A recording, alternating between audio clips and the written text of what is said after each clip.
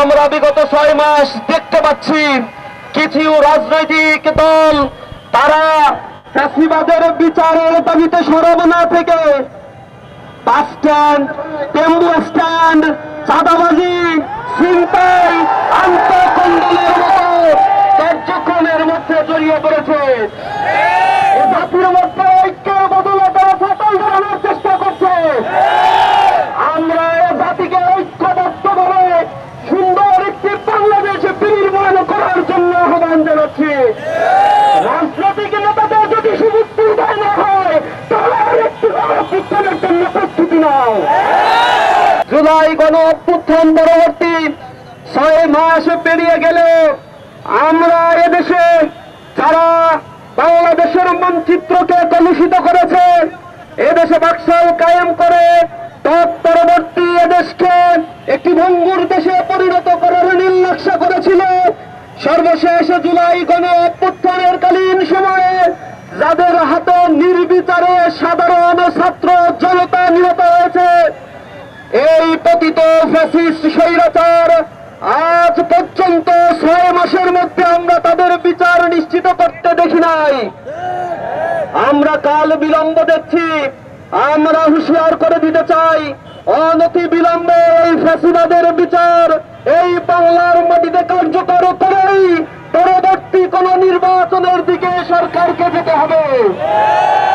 আপনারা লক্ষ্য করেছেন বিগত 15 বছরে শুধুমাত্র দেশের টাকা বিদেশে পাচার করেছে 240 বিলিয়ন ডলার তারা দেশে পাচার করেছে।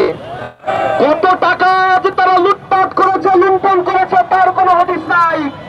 জনগণকে উন্নয়নের মহাসড়কে উঠিয়ে দিয়ে এ জমিনের প্রতি ইঞ্চি মাটিতে তারা লুটতরাজ, হত্যা, গুম আর খুনের রাজত্ব কায়েম করেছে।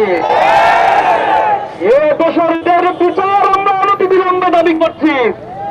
বাংলাদেশ ইসলামী ছাত্র শিবিরের এ বিগত 15 বছরে 104 জন ভাইকে নির্বিচারে হত্যা করা হয়েছে। জুডিশিয়াল কিলিং এর মাধ্যমে ট্রাইব্যুনাল গঠন করে তথাকথিত মানবতা বিরোধী অপরাধের বিচারের নামে নির্বিচারে রাজনৈতিক বন্দীদেরকে হত্যা করা হয়েছে। এ সকল বিচার হওয়ার আগ পর্যন্ত আমরা রাস্তা থেকে ফিরে যাব না। আমরা দৃঢ়ভাবে বলতে চাই, আমরা বিগত 6 মাস দেখতে পাচ্ছি কিছু রাজনৈতিক দল তারা ফ্যাসিবাদের বিচারের দাবিতে সরব না থেকে বাস স্ট্যান্ড, টেম্পো স্ট্যান্ড, চাঁদাবাজি, ছিনতাই, আন্তঃকন্দলের মতো কার্যক্রমের মধ্যে জড়িয়ে পড়েছে। জাতির মধ্যে ঐক্যের বদলে তারা ফাটল ধরানোর চেষ্টা করছে।